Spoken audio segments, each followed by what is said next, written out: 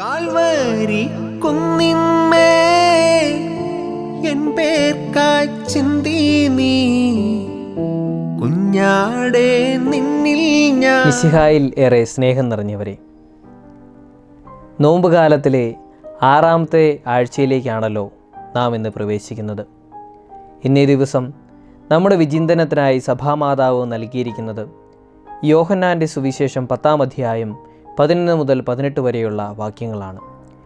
യഹൂദ നേതാക്കന്മാരുടെ മുമ്പിൽ ഞാൻ നല്ല ഇടയനാണ്, നല്ല ഇടയൻ ആടുകൾക്ക് വേണ്ടി ജീവൻ അർപ്പിക്കുന്നുവെന്ന് ഈശോയുടെ അസന്നിഗ്ധമായ പ്രഖ്യാപനത്തോടു കൂടിയാണ് ഇന്നത്തെ സുവിശേഷം ആരംഭിക്കുന്നത്. നേതാക്കന്മാർ എന്ന് അവകാശപ്പെടുകയും തങ്ങളുടെ ജനത്തെ ചൂഷണം ചെയ്യുകയും ചെയ്യുന്ന യഹൂദ നേതാക്കന്മാരോട് തുലനം ചെയ്ത് ഒരു യഥാർത്ഥ ഇടയൻ ആരായിരിക്കണം, യഥാർത്ഥ ഇടയൻ എങ്ങനെ പെരുമാറണം എന്ന സത്യം ഈശോ തന്നെ ശ്രവിക്കുന്ന ജനത്തിൻ്റെ മനസ്സറിഞ്ഞ് അവരോട് പറയുകയാണ്. പലസ്തീനായിൽ അനേകം ആട്ടിടയന്മാർ ഉണ്ടായിരുന്നു. ആടുകളെ മേയ്ക്കുക എന്നത് കാലഘട്ടത്തിലെ ജനങ്ങളുടെ ഒരു പ്രധാന ജോലിയായിരുന്നു. അതുകൊണ്ട് തന്നെ ഇടയന്മാരെ പറ്റിയുള്ള ഈ ഉപമ, ഈ നല്ല ഇടയൻ്റെ ഉപമ അവിടെ കൂടിയിരിക്കുന്ന എല്ലാവർക്കും വളരെ എളുപ്പത്തിൽ മനസ്സിലാക്കാൻ സാധിക്കുന്നതായിരുന്നു.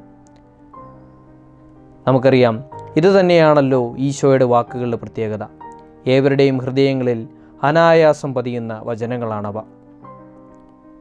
നല്ല ഇടയനെപ്പറ്റി ചില പ്രധാനപ്പെട്ട കാര്യങ്ങൾ ഈശോ സംസാരിക്കുന്നുണ്ട്. ഈശോയാണ് ആ നല്ല ഇടയൻ. ഈശോയാണ് നിത്യജീവനിലേക്കുള്ള ഏകവാതിൽ. ആടുകൾ അവൻ്റെ സ്വരം ശ്രവിക്കുന്നു. ഈശോയ്ക്കുള്ളവരാണ് ഈശോയുടെ വാക്കുകൾ തിരിച്ചറിയുന്നത്. അതുകൊണ്ട് തന്നെ ഈശോയോട് ചേരാത്തവരായ യഹൂദ നേതാക്കന്മാർക്ക് ഈശോ ആരാണെന്നോ ഈശോ രക്ഷകനായ മിശിഹായാണെന്നോ തിരിച്ചറിയാനായിട്ട് സാധിക്കുന്നില്ല. തൊഴുത്തിൽപ്പെടാത്ത മറ്റാടുകളുമുള്ള ഒരു ഇടയനായിട്ടാണ് നല്ല ഇടയനെ ഈശോ കാണിച്ചു തരുന്നത്. അവിടുന്ന് യഹൂദർക്ക് വേണ്ടി മാത്രം രക്ഷ നൽകാൻ വന്നവനല്ല, മറിച്ച് ലോകം മുഴുവനെയും രക്ഷയ്ക്കായിട്ട് പിതാവിൻ്റെ പക്കൽ നിന്നും ആഗതനായ പുത്രനായ മിശിഹായാണെന്ന് ഈ വാക്കുകളിലൂടെ ഈശോ വളരെ സ്പഷ്ടമായി നമ്മളോട് പ്രഖ്യാപിക്കുന്നുണ്ട്. പക്ഷേ നല്ല ഇടയൻ്റെ ഏറ്റവും വലിയ പ്രത്യേകത അവൻ തൻ്റെ ആടുകൾക്ക് വേണ്ടി ജീവൻ അർപ്പിക്കുന്നു എന്നതാണ്. ഇത് തീർച്ചയായിട്ടും ലോകം മുഴുവൻ പാപപരിഹാരത്തിനായി, പാപത്തിൻ്റെ പിടിയിൽ നിന്നും എന്നേക്കുമായി മനുഷ്യകുലത്തെ രക്ഷിക്കുവാനായി ഈശോ തൻ്റെ കുരിശിൽ അർപ്പിച്ച വലിയ ബലിയുടെ സൂചനയായിട്ടുള്ള വാക്കുകളാണ്. പ്രിയമുള്ളവരെ, ഈ നോമ്പുകാലത്തിൽ നല്ല ഇടയനായി ഈശോയെപ്പറ്റി നാം ചിന്തിക്കുമ്പോൾ ഒരുപക്ഷെ നമ്മുടെ മനസ്സിലേക്ക് വരുന്നത് നമ്മുടെയൊക്കെ ഇടയന്മാരായ വൈദികരെയും മെത്രാന്മാരെയും സഭയുടെ അധികാരികളെയും ഒക്കെ ആയിരിക്കാം. ഈ അവസരത്തിൽ അവർക്ക് വേണ്ടി നമുക്ക് പ്രത്യേകമായിട്ട് പ്രാർത്ഥിക്കാം. സഭയിൽ നമുക്ക് അധികാരികളുണ്ടെങ്കിലും നാം എല്ലാവരും ക്രിസ്തുവിൻ്റെ പ്രിയപ്പെട്ട ദൈവജനമാണെന്ന് നമുക്ക് മറക്കാതിരിക്കാം. ഈ ദൈവജനത്തിലാണല്ലോ വൈദികരും സന്യസ്തരും മെത്രാന്മാരും എല്ലാവരും അടങ്ങിയിരിക്കുന്നത്. പ്രിയമുള്ളവരെ, നമ്മുടെ മുഖമുദ്ര നമ്മൾ സഭയിലെ അംഗങ്ങളാണ് എന്നുള്ളതാണ്.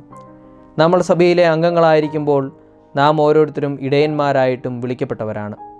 നല്ല ഇടയനെ പോലെ ആരെയും മാറ്റി നിർത്താതെ എല്ലാവരെയും ഉൾക്കൊള്ളുന്നവരായിട്ട് നാം തീരണം.